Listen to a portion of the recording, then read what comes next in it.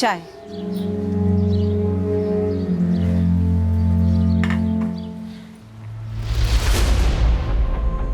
9 अगस्त का दिन था। उस दिन दोपहर को जो हुआ उसने मेरी जिंदगी हमेशा के लिए बदल दी।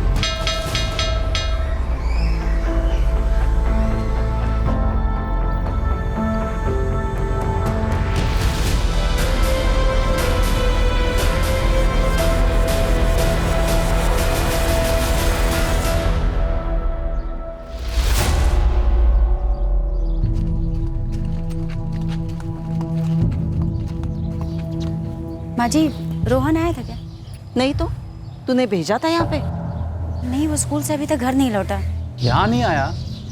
धनंजय के घर पूछ एक बार। नंदिनी भाभी, रोहन आया था क्या यहाँ? यहाँ क्यों आएगा? स्कूल से लौटा नहीं क्या? नहीं, अभी तक नहीं। स्कूल जाके देखा, वही होगा। नहीं, हो आई मैं वहाँ से। जाते वक्त तो देखा था उसे। दोबारा स्कूल तो नहीं आया कविता जी? वही तो, घर भी नहीं आया। नहीं कविता, रोहन यहाँ तो नहीं आया।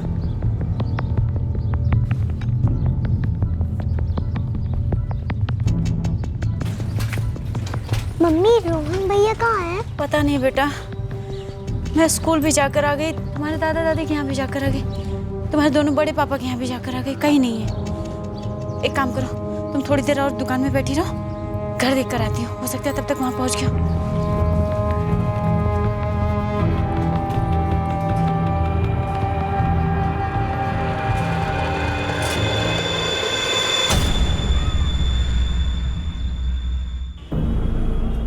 मिसिंग कंप्लेंट मिलते ही हमने पूरे वाराणसी का चप्पा चप्पा छान मारा, पर 24 घंटे बीत गए रोहन को गायब हुए। हमें रोहन तिवारी की कोई खबर नहीं मिली।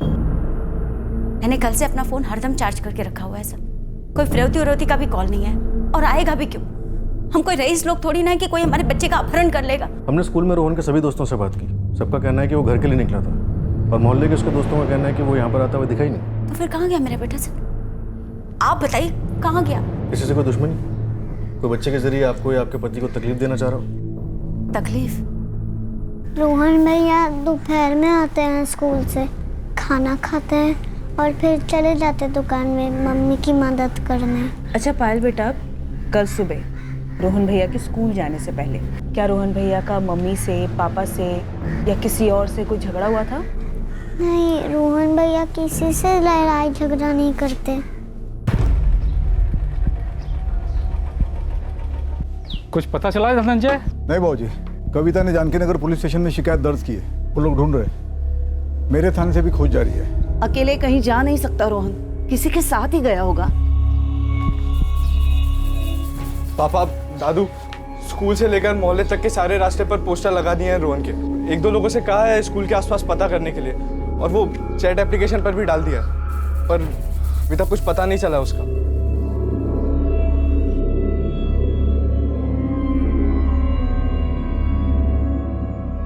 बताओ कविता, रोहन को कौन तकलीफ देना चाहता था, या रोहन के जरिए आप लोगों को?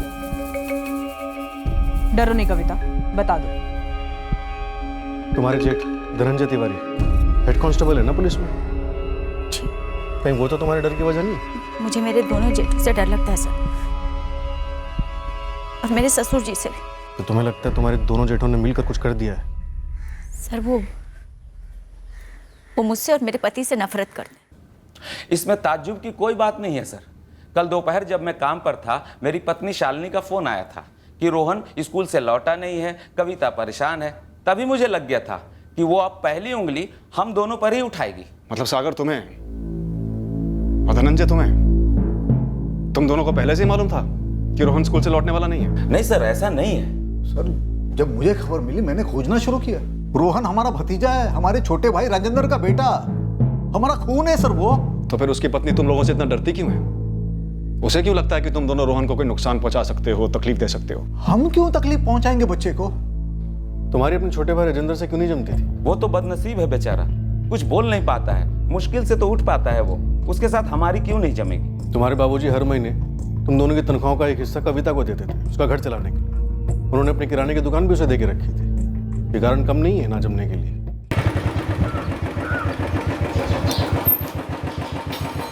प्रणाम माँ।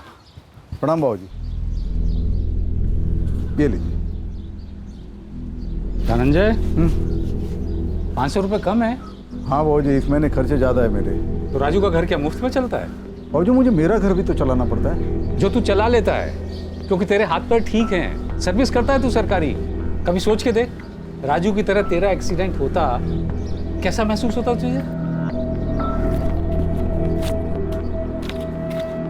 धनंजय, ये क्या तरीका है? भीख नहीं दे रहा है तू? भैया काहे खून जला रहे हो? जब भी बात आती है राजू की, बाबूजी एक पैसा यहाँ से वहाँ होने नहीं देंगे। ये तो सरासर अन्याय है ना। कविता का घर चलाने के लिए हम दोनों परिवार पैसे दें, ऊपर से दुकान की सारी कमाई भी उसी को मिलती है। मतलब हम तो कुछ है ही नहीं ना। सागर जरा सोचो, सिर्फ कविता को ही दुकान चलाने के लिए क्यों दिए बाबूजी? तेरी नंदिनी भाभी या शालिनी को क्यों दी? पर ये बात बाबूजी से कहेगा कौन? हम दोनों की तो जबान खुलती नहीं बाबूजी के सामने। बेकार में हम उम्मीदों के पुल क्यों बांध रहे हैं? जुबान तो अब खोलनी पड़ेगी, जल्द से जल्द। हमारे परिवार में जो खटास थी वो किसी से छुपी नहीं थी, और इतनी खुली थी, इतनी सरेआम थी कि रोहन के साथ ऐसा करके शक की सिर्फ सुई नहीं, पूरी घड़ी अपनी तरफ घुमा लेते। और ऐसा कुछ करके हमारा फायदा क्या है? जले दिल को ठंडक मिलना फायदे में गिना जा सकता है। एक ऐसा परिवार दर्द में करा रहा है जिसे तुम दोनों अपने दर्द का कारण समझते हो।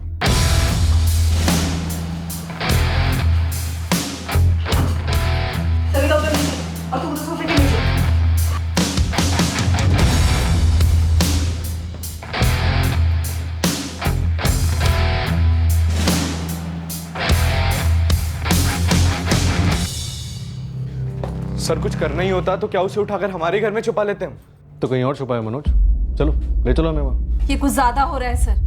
मेरे पति भी आप लोगों की तरह पुलिस वाले हैं, रोहन के बड़े पापा हैं, और आप हमारे घर में ऐसे तलाशी ले रहे हैं जैसे हम 2 टके के मुजरिम हो। धनंजय, कहाँ छुपा है रोहन? अभी भी वक्त है, सच बोल दो। वर्दी की कसम खाते सर, ऐसा काम हम कभी नहीं करते।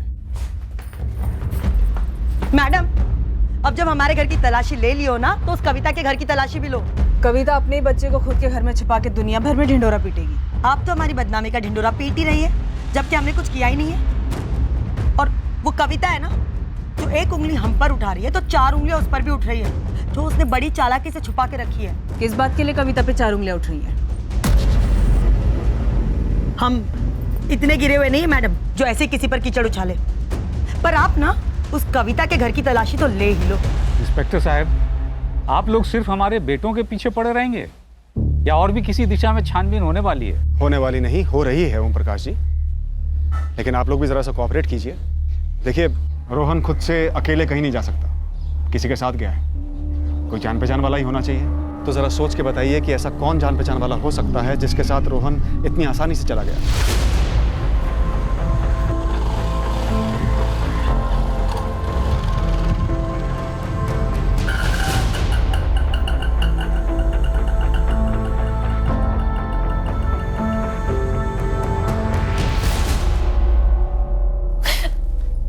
हमारा रोहन कहीं खो गया।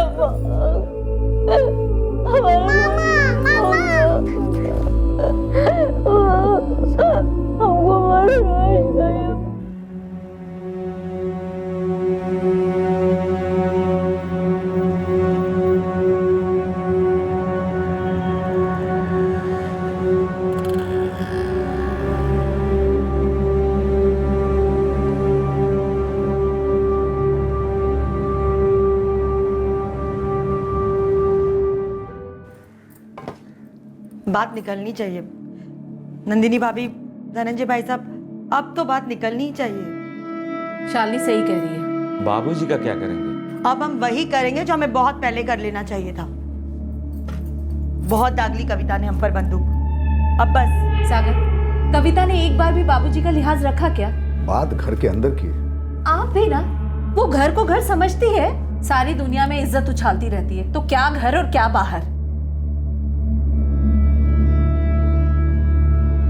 कविता का भाई मोहित आया है ना, उसी से बात करवाते हैं। अब मुद्दे पर आ ही जाना चाहिए, अब नहीं तो कभी नहीं। देखिए मोहित भैया, कविता चाची आपकी बहन है और आप अंदर बाहर जानते हैं उन्हें। देखिए, मैं ज़्यादा घुमा फिरा कर बात नहीं करूँगा, बस वो जो कर रही हैं वो गलत कर रही हैं। मेरे पापा को और सागर चाचा को बेकार में फंसा रही हैं वो। आपने देखा होगा, हमने जगह जगह पर पोस्टर चिपकाए रोहन के लिए। भैया, उस मासूम बच्चे की जान खतरे में हो सकती है, समझाइए अपनी दीदी को।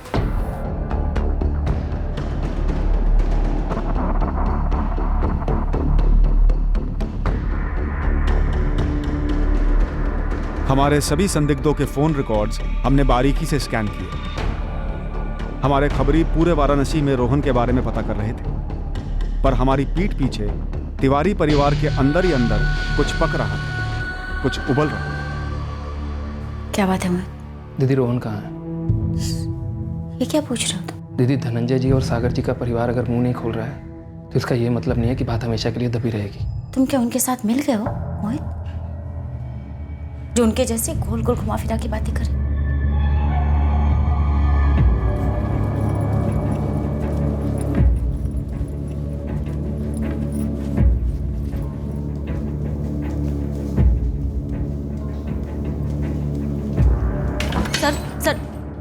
सर, मेरा भाई मोहित इन सब के पीछे है सर। वो मेरे जेठ धनंजय और सागर से मिला हुआ है सर। उन लोगों ने मिलकर मेरे बेटे रोहन को कहीं छुपाया।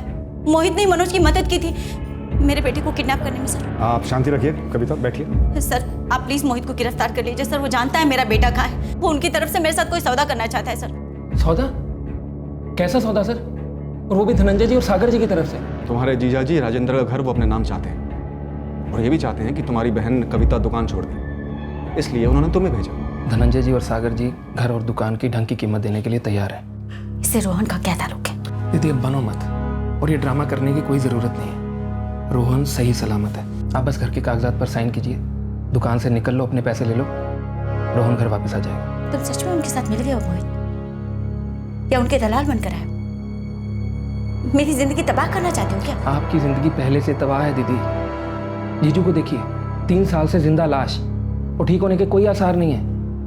असलियत को समझिए, जो वो ढंग के पैसे दे रहे हैं उसकी एफडी बनवाइए, बाकी की जिंदगी आराम से कटेगी। तुम वाकई में मेरे भाई हो मोहित। तुम उन लोगों से मिल गए हो जो केवल मेरा बुरा चाहते हैं, दुश्मन है। ये सरासर बकवास है मैडम जी। वो हम देखेंगे मोहित का क्या कहना है। और कविता चाची ये कह रही हैं कि मैंने और मोहित ने मिलकर रोहन को उठाया।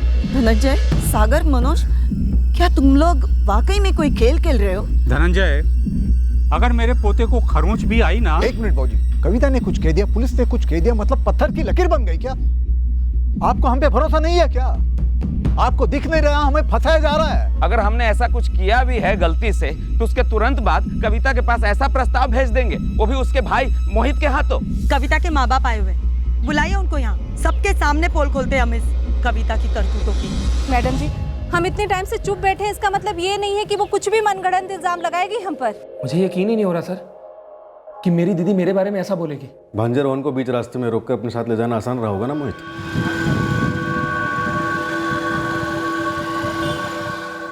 सर सरासर झूठ है। पहली बात, मैंने दीदी से कोई सौदे वौदे की बात नहीं की, और दूसरी बात, 9 तारीख को जिस दिन रोहन गायब हुआ उस दिन मैं अपने गांव दीवापुर में था। मोबाइल घर पर छोड़ के वाराणसी आया था? नहीं सर, नहीं आया। मेरी दीदी आप लोगों को गुमराह कर रही है। तो तेरी कविता से कोई बात क्यों हुई थी सर, और मैंने दीदी को डायरेक्ट बोला था कि जुगनू के बारे में पुलिस को बोल दो। जुगनू? ये जुगनू कौन है? जुगनू सिंह।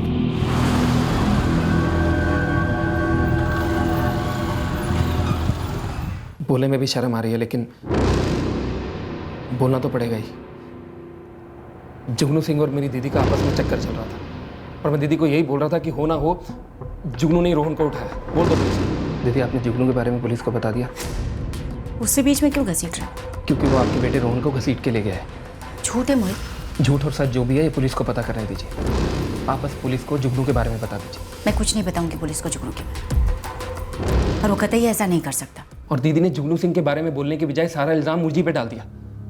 सर, ये कांड मेरी दीदी और जुगनू सिंह ने मिलके किया है। वो गाला कर रही थी कविता उस जुगनू सिंह के साथ। सागर ने तो रंगे हाथ पकड़ा था उन दोनों को। वो तो बाबूजी आपकी वजह से हम आज तक चुप रहे हैं, वरना हमें पहले दिन से शक था ये साजिश कविता और जुगनू की ही है। मैडम जी, हमारे बेचारे भाई की आंख में धूल झोंक रही है ये कविता, जुगनू सिंह के चक्कर में। है कौन ये जुगनू सिंह?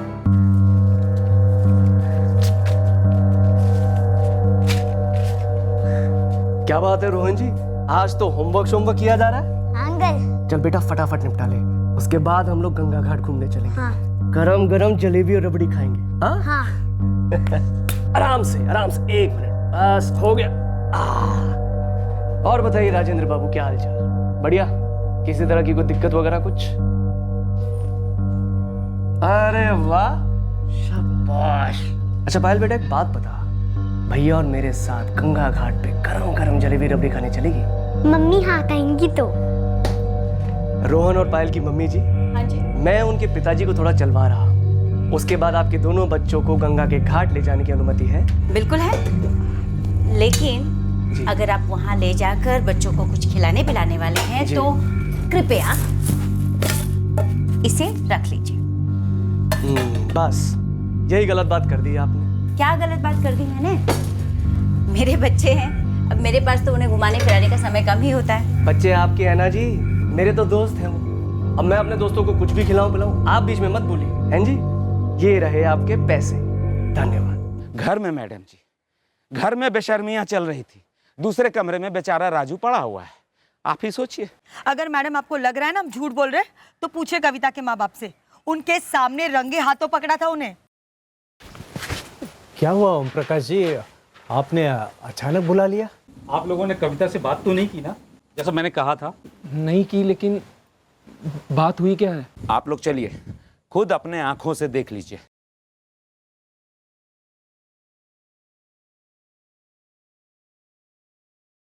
चलिए चलिए, अंदर चलिए।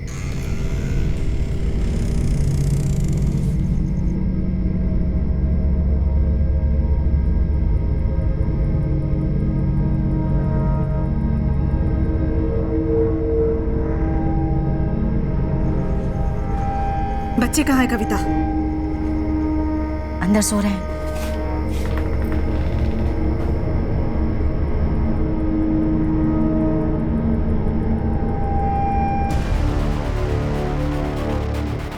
क्या है ये कविता? क्या कर रही है तू? हाँ? अरे तुझे डूब मरने के लिए कहूँ या हम सब डूब मरे? अब तो तसल्ली हो गई ना आपको, कुछ कहना सुनना बाकी नहीं रह गया है ना? दिन दहाड़े घर आता है और ऐसी सेवा होती है कि जैसे यही इस घर का पति है, यही इस घर का मालिक है। भैया, इस कुत्ते पे ऐसा केस ठोको कि 6-8 साल के लिए अंदर हो जाए। पागल हो गया तू सागर? घर की इज्जत ही उछलेगी, ये बात कभी बाहर नहीं जानी चाहिए। लेकिन ओम जी, इसे कोई ना कोई सजा तो होनी चाहिए। धनंजय जी, इसे किसी केस में अंदर कर दीजिए। बोला राम जी, जैसे भी हो समझा दो अपनी बेटी को, इस घर की बहू है वो, राजेंद्र के 2 बच्चों की मां है।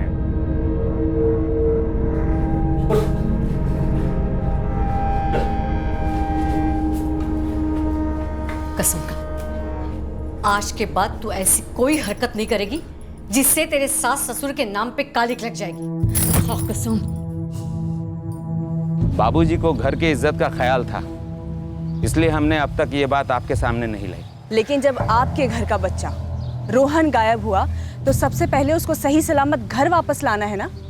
ये घर की इज्जत की बात तो बात की है। अगर आप लोगों ने सबसे पहले आके हमें कहा होता कि ऐसा है, जुगनू को पकड़ो, तो क्या हम ये घरेलू बात बाहर के लोगों को बताते? मैंने तो जुगनू का नाम लिया सर, कहा दीदी से कि बोल दो पुलिस को, और देखिए दीदी ने क्या किया। तुम्हें पक्का मालूम है कि इस जुगनू और तुम्हारी दीदी ने रोहन को कहीं छुपाया है? कहाँ छुपाया? मकसद क्या उनका? सर मुझे नहीं मालूम कि कहाँ छुपाया है, और ना ही मैं ये कह रहा हूँ कि पक्का ऐसा हुआ है, बस मुझे गहरा शक है। तो मेरे भाई और मेरे जेठ लोगों की बातें मान ली आपने और उसे ही सच समझ बैठे। झूठ है तो साबित करो झूठ है। जुगनू सिंह तो झूठ नहीं है ना? है ना ऐसा कोई?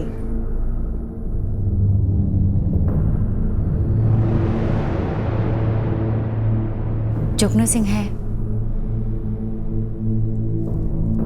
ये रहा उनका नंबर, बात कर लीजिए, सब सच पता चल जाएगा, या फिर जो सच सभी ने कहा उसे ही मान लीजिए। अगर वो सच नहीं है तो तुम्हारा सच क्या है कविता? मेरे तो हालात ही मेरा सच है। इन लोगों ने घर की इज्जत के नाम पर मुझे और मेरे दोस्त जुगनू को बदनाम करना चाहा। बस अफेयर नहीं है, सिर्फ दोस्ती है। हाँ, सिर्फ दोस्त है। ये बात पहले भी मेरे परिवार में से किसी ने नहीं देखी और आज भी कोई नहीं देख रहा कि मैं कैसे अकेली औरत, दोनों बच्चे, घर, खाट पर पड़े अपाहिज पति, दुकान सब संभाल रही और खैरात पर जी रही। मेरे दोनों जेठ मिलकर बाबूजी को कुछ पैसे देते हैं, उनमें से कुछ पैसे वो मुझे भी देते हैं खर्च के लिए। उसके अलावा उन्होंने दुकान दे रखी है मुझे। इसी बात की काफी रंजिश है मेरे दोनों जेठों और जेठानियों में। तो बस इसी बात का बहाना बनाकर उन्होंने मुझे अपनी मुट्ठी में करना चाहा। ये जुगनू उस रात तुम्हारे घर पे था? जी था, सो रहा था अकेले। वो मेरा एक ही ऐसा दोस्त है सर जो बिना किसी गलत इरादे के मेरी बहुत मदद करता है। वो मेरे लिए, मेरे बच्चों के लिए, मेरे पति के लिए काफी कुछ करता था जो मेरे दोनों जेठों के परिवार ने भी कभी नहीं किया। उन्हें बस घर और दुकान से मतलब है सर। इसीलिए उन्होंने मेरे खिलाफ साजिश रची। मेरे माँ बाप भाई को बुलाकर उनकी नजरों में मुझे गिरा दिया और जुगनू को भी फंसा दिया। कैसे फंसाया? धनंजय भैया ने उसके ऊपर झूठा चोरी का केस ठोका था सर। उसके चलते उसे जेल हो गई और मेरी जिंदगी से एक झटके में एक अच्छा दोस्त खो गया। ये जुगनू इस वक्त वाराणसी में ही है? नहीं, इलाहाबाद रहता है। बात कर लीजिए। एक बार फिर कहूंगी कि मेरे माँ बाप भाई को बुलाकर मुझे बेइज्जत करना सोची समझी साजिश थी मेरे ससुराल वालों की सर। उनके साजिश के बावजूद मैंने कभी अपनी बेटी पे शक नहीं किया सर। उसने कहा कुछ नहीं था, दोस्ती है बस। मेरे लिए पत्थर की लकीर है वो। ये सब उसके ससुराल वालों ने जानबूझ के किया था। आपके हिसाब से आपके बेटी के ससुराल वालों ने कहीं छुपाया रोहन को? बता सकते कहाँ छुपाया होगा? नहीं बता सकता सर, क्योंकि मुझे नहीं पता। लेकिन मुझे इतना पता है कि मेरी बेटी बहुत अकेली है। अपाहिज पति, 2 बच्चे, घर और दुकान की जिम्मेदारियां, ऊपर से रत्ती भर का सहारा नहीं था घर वालों से। ऐसे में अगर उसका उस जुगनू के साथ दोस्ती के परे भी कुछ होता तो कौन सा महापाप होता? क्या औरत इंसान नहीं होती? तन्हाई सच्चाई नहीं है? अभी मैं लाके दे दूंगा। और एक सेकंड। हेलो जुगनू सिंह? हाँ जी बोल रहा हूँ। वाराणसी पुलिस। कहाँ हो तुम इस वक्त?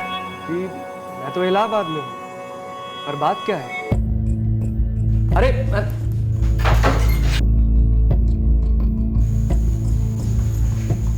मैडम, रोहन अगर यहाँ होता तो मैं उसे कैद में थोड़ी रखता। नन्हा दोस्त है मेरा वो। और वैसे भी कविता से आखिरी बार मिले मुझे 1 साल होने को आया है। लेकिन फोन पे तो बात होती रही है। हाँ होती है, मगर सिर्फ एक दूसरे का हालचाल पूछते हैं। और उसके बेटे रोहन को मैं क्यों उठा कर लेकर आऊंगा? उससे मिल सकूं इसलिए। रोहन को गायब हुए 4 दिन हो गए, अभी तक नहीं मिला है वो। तो इस समय तो कविता बहुत परेशान होगी। जुगनू, कविता कहती है कि तुम्हारे और उसके बीच सिर्फ दोस्ती है, लेकिन मुझे तो तुम्हारी आंखों में प्यार नजर आ रहा है। हाँ मैडम, प्यार है, मगर दिल से। उसके अलावा कोई मतलब नहीं। खैर, अब ये बता के क्या फायदा? हमने कभी कुछ कहा नहीं एक दूसरे से, बस दोस्ती बनी रही, इसी बात का सुकून था। कैसे मिले तुम दोनों? बात हुई थी हमारी। हाँ, पर कहाँ? तुम इलाहाबाद गई थी या वो यहाँ वाराणसी आया हुआ था या तुम्हारे गांव दीवापुर में मिले? फोन पर मिले थे। फोन पर? दरअसल फोन आया था, रॉन्ग नंबर था तो बात हो गई। रॉन्ग नंबर था और दोस्ती हो गई? जी हाँ, हो गई। अब आप बताइए मैडम, मेरा बेटा मिला क्या उसके पास? नहीं ना। कैसे मिलेगा? क्योंकि मेरे दोनों जेठों ने मिलकर मेरे रोहन का अपहरण करवा लिया। और मेरे लिए दुख की बात यह है कि मेरा अपना सगा भाई भी उनके साथ शामिल है। सर, एक तो जुगनू कहीं भागा नहीं, उसने अपना फोन भी स्विच ऑफ रखा, उसके घर की तलाशी से भी कुछ नहीं मिला। सर, अगर कुछ खटक रहा है तो जुगनू और कविता के मिलने की स्टोरी। रॉन्ग नंबर लगा था जुगनू का और बस बातें होती गई, फिर दोस्ती हो गई। ये सब तो ठीक है, लेकिन रोहन कहाँ है? फिरौती का भी कोई कॉल नहीं आया अभी तक। तो जिसने भी रोहन को उठाया है जान पहचान का ही है, और अब तक रोहन कैद में होगा, तकलीफ में होगा। कोई 8 साल के बच्चे को क्यों तकलीफ देना चाहेगा? मकसद क्या है इस किडनैपिंग का? किसी का कोई फायदा नजर नहीं आता, तो फिर ये सब है क्या?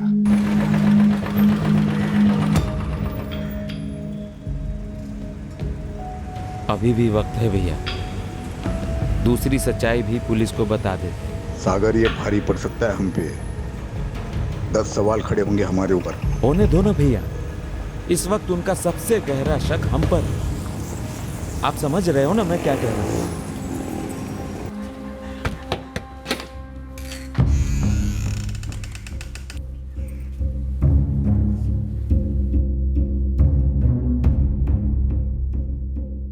तुझे जुगनू के साथ जाना है तो जा, हम रोकेंगे नहीं तुझे। हम राजू की भी देखभाल करेंगे और बच्चे हमारे साथ रहेंगे। कविता, पायल है, बस रोहन को लौटा दे। ये बात तो धनंजय भाई साहब, सागर भाई साहब को मालूम होगी बाबूजी। उन्होंने तो अगवा किया मेरे बेटे को। तेरी रग रग से वाकिफ हूं। तो ये मत समझ कि राजू की तरह हम सब कुछ समझ कर भी कुछ नहीं कर पाएंगे। और ये तो बिल्कुल मत सोचना कि रोहन को दांव पे लगा के तू हमसे कुछ ऐंठ सकती है। तो क्या चाल चल रही है ये पता नहीं मुझे, लेकिन कोई चाल तो चल रही है तू, ये पक्का मालूम है मुझे। कहाँ है रोहन, बता दे। Gun, unlicensed gun. जी सर, मेरे बाबूजी के पास एक गन थी, लाइसेंस नहीं था उसका। वही राजू के घर में ही रखी थी, राजू के कमरे में एक संदूक में, पर अब नहीं वहां पर। और 1 महीने पहले जब आप लोगों ने चेक किया था तब से गायब है? जी सर, बाबूजी खुद गए थे चेक करने। लेटर है, लेटर बेटा, बस ऐसे कुछ लेने आया हूं। हाँ,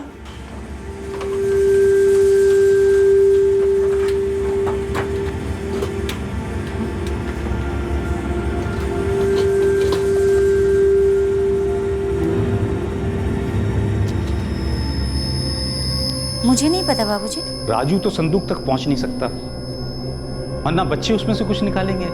बाबूजी, मुझे तो ये तक नहीं मालूम कि उस संदूक में आपकी कोई बंदूक रखी हुई है, और मैं भला बंदूक लेकर क्या करूंगी? आप ऐसे कैसे इल्जाम लगा सकते हैं मुझ पर? गोलियां थी उसमें? नहीं सर, नहीं थी। और ये गन राजू के घर संदूक में क्यों रखी थी? क्योंकि सर हम लोग वही रहते थे, पहला घर था हमारा, तभी बाबूजी ने गन खरीदी थी। फिर हम सब लोग अलग अलग हो गए, अपने नए घरों में आ गए, पर वो संदूक वही था हमारे पुराने घर में। मतलब पहले गन गायब होती है, उसके लगभग 3 हफ्ते बाद रोहन गायब होता है। अजीब नहीं लगता? सर ये कविता की चाल है कोई। हमने उसकी जिंदगी से जुगनू को निकाल दिया था, इसलिए गुस्सा है वो हमसे। और कविता गन और अपने खुद के बच्चे को गायब करके अपने गुस्से का क्या करती?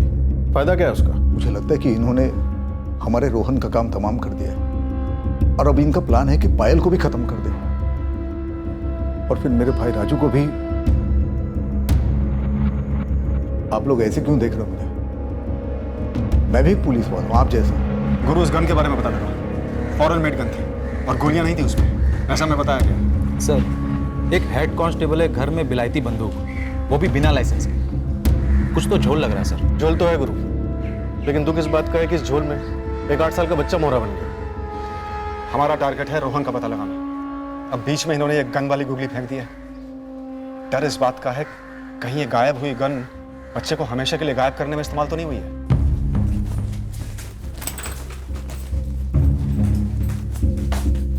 ये है संदूक मैडम। जिस दिन ब्याह करके आई थी ना इस घर में, मेरे परिवार वालों ने सख्ती से समझा दिया था कि इसे छूना तक नहीं।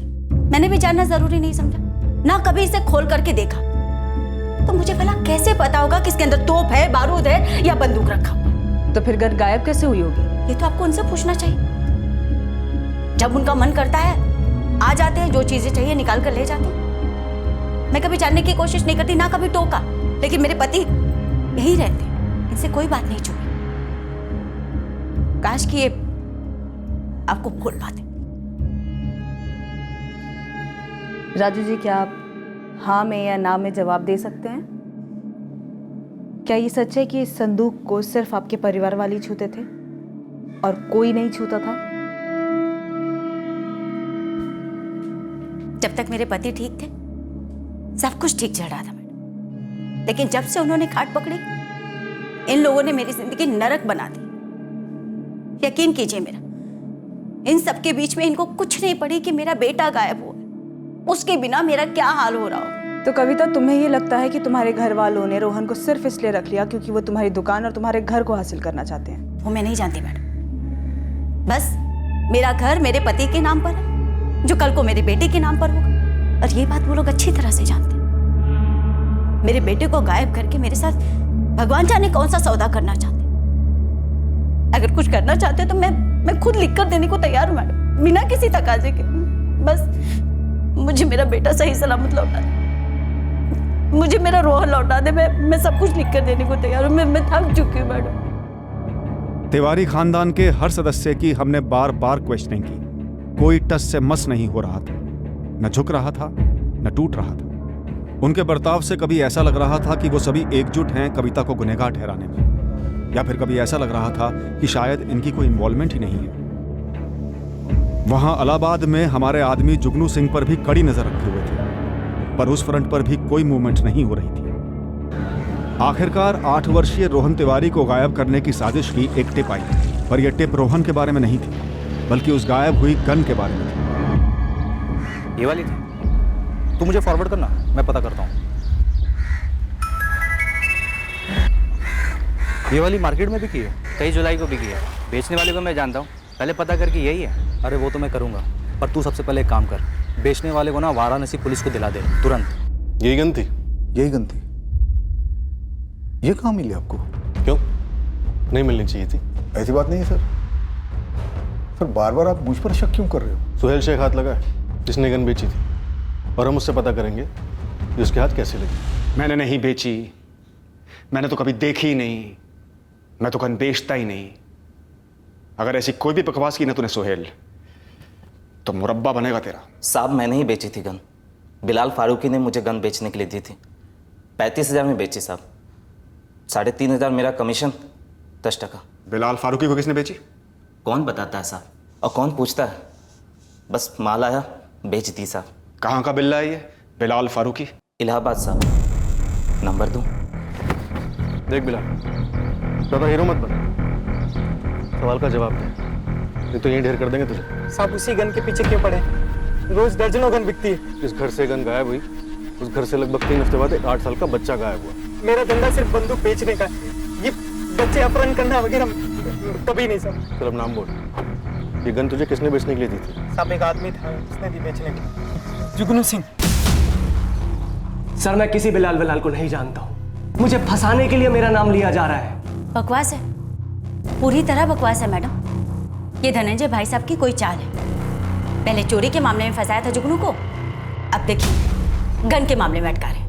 बिलाल फारूकी नाम के आदमी को जुगनू ने गन दी थी बेचने के लिए। वो झूठ भी तो बोल सकता है मैडम, झूठ बोलने के पैसे दिए होंगे उसे, लेकिन मैं सच बोल रही हूँ, मेरा बेटा गायब है। देख जुगनू, अभी हम बात कर रहे हैं, एक बार तेरी कुटाई पे आए ना, केस का चाहे कुछ भी हो, तू नहीं चमकेगा कभी, जिंदगी भर फीका रहेगा। सर आपकी मार से एक वक्त के बाद मैं टूटूंगा और कबूल कर लूंगा कि गन मैंने बेची है, मगर वो सिर्फ मार से बचने के लिए होगा, सच नहीं। सच ये है कि ना तो मैं किसी बिलाल को जानता हूँ, ना ही मैंने कोई गन बेची है। सर मैं सच में कुछ नहीं जानता हूँ। श्रुति,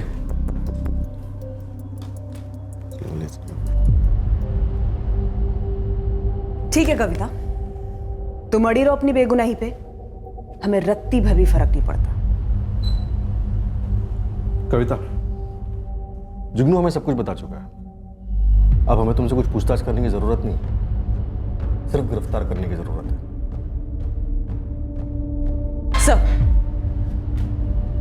सर इसी ने गन दी थी बिलाल को बेचने के लिए। कविता मासूम है सर, वो कह रही है कि इसी ने बंदूक चुराई होगी, और सर वो ये भी कह रही है कि उसे शक है कि जुगनू ने उसके बच्चे रोहन के साथ कुछ कर दिया है। शंकर हवलदार को हाजिर करो, बोलो तबीयत से 2-3 दिन खातिरदारी करें जुगनू की, और बुलवाए इनसे। सर वो कविता मुझे फंसा रही है सर। हमें भी यही लगता है। जुगनू ऐसे इल्जाम मुझ पे ढकेल नहीं सकता सर। क्यों? वो तो साफ साफ कह रहा है, गन तुमने उसके हाथ में रख दी थी। ऐसा कहा जुगनू ने? हाँ बिल्कुल यही कहा, और साफ साफ बताया कि तुमने उससे कहा कि रोहन को उठाओ। सारे कांड की कहानी बता चुका है मैं जुगनू। कविता को सख्त जरूरत थी पैसे की, इसीलिए उसने मुझे वो गन दी थी बेचने के लिए।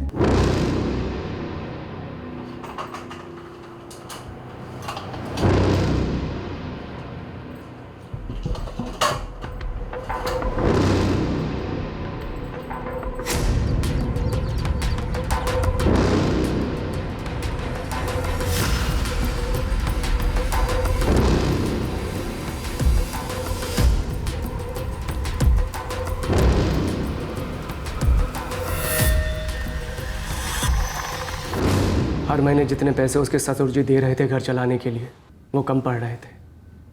इसीलिए मैंने वो गन बिलाल को दी बेचने के लिए। उसने 6,500 रुपये कमीशन रख ली और मुझे 25,000 दिए। उसमें से 5 मैंने रख लिए और 20 कविता को दे दिए।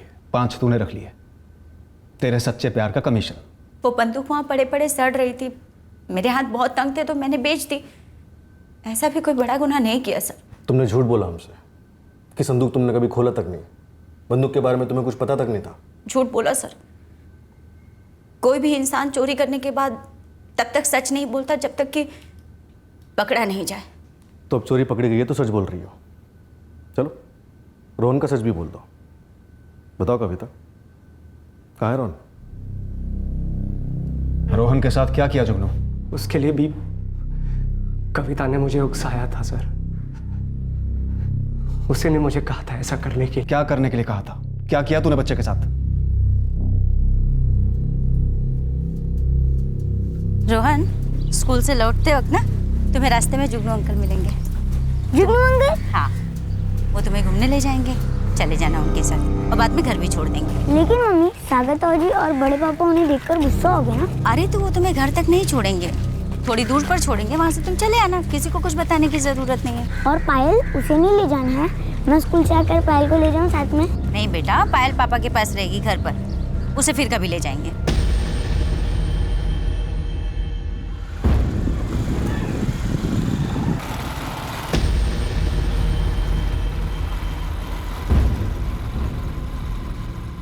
रोहन कहाँ है?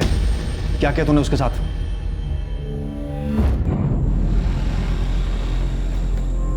बेटा 2 मिनट का काम है यहाँ, उसके बाद सैर करने चलते हैं। हाँ चलो तक।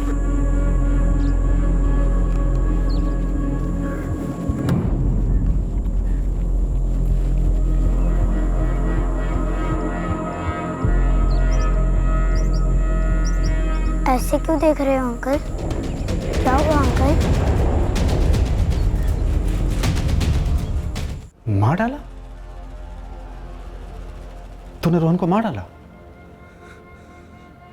ऐसा क्या कारण था जिसकी वजह से खुद अपने बच्चे को मरवाया कविता? बोलती हो या बुलवाएं? मुझे जुगनू के साथ नए सिरे से शुरू करना था सर, नई जिंदगी। जुगनू ने लखनऊ में घर भी देख लिया था। तो फिर रोहन कैसे अर्चन बन गया? रोहन और पायल तो काफी घुल मिल गए थे ना जुगनू से। लेकिन मुझे पैसे चाहिए थे मैडम। और रोहन को मार कर कैसे आते पैसे? हम जिस घर में रहते हैं वो घर मेरे पति के नाम पर है सर, जिसे मेरे ससुराल वाले मेरे नाम पे कभी नहीं करते, तो मैं उसे बेच नहीं सकती थी। लेकिन मेरे पति के ना होने पर वो घर मेरे बेटे रोहन के हिस्से आता, और मैं उतना लंबा इंतजार नहीं कर सकती थी सर। रोहन के बाद मैं उसे बेच सकती थी जिससे मुझे पैसे मिलते। मैं अपनी नई जिंदगी शुरू कर सकती थी अपने तरीके से। मैं जो जिंदगी जी रही थी सर, वो जिंदगी नहीं, पति के नाम पे एक जिंदा लाश, ससुराल और परिवार के नाम पे ढेर सारे तानों का बोझ और ढेर सारी मेहरबानियां। ये सारी चीजें मुझे अंदर ही अंदर मार रही थी सर। लेकिन मैं जीना चाहती थी, जीना चाहती हूं। मुझे भी तो जीने का हक है ना। अपनी जिंदगी अपने तरीके से जीने का हक है ना सर। क्राइम सीन से हमें रोहन का कंकाल मिला। उसके स्कूल यूनिफॉर्म के चिथड़ों से रोहन की पहचान हुई। हमने अनुमान लगाया कि शव को जंगली जानवरों ने खा लिया होगा।